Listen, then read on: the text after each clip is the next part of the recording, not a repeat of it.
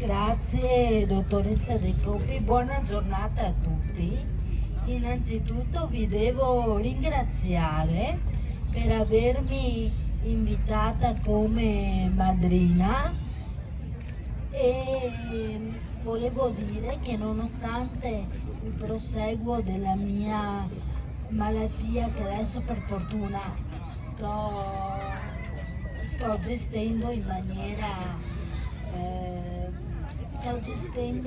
maniera impeccabile, e volevo ringraziarvi e dire, allora, primo punto, che bisogna che all'interno delle comunità, dei centri diurni e delle residenze vi siano accoglienza, gentilezza, inclusione e anche tenerezza all'interno delle strutture sia di prima infanzia che anche di quelle degli anziani, che si sentano meno soli. Dovrebbe esserci più inclusione e partecipazione da parte di tutti noi.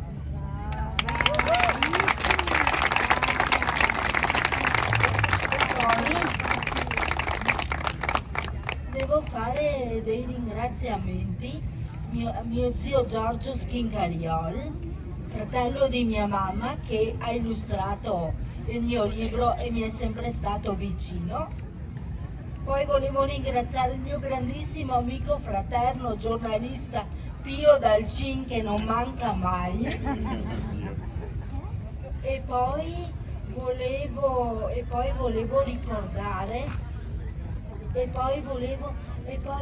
ringraziare con affetto la dottoressa Monica De Coppi qui presente e tutto il distretto che mi ha supportato.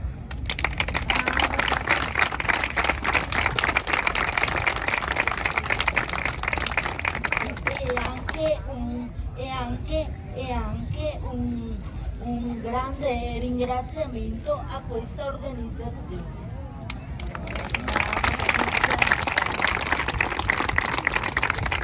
Volevo ricordare in maniera particolare la grande dottoressa Giandon, che è stata assistente sociale del nostro distretto, che per me è stata un faro luminoso e che mi guarda da lassù.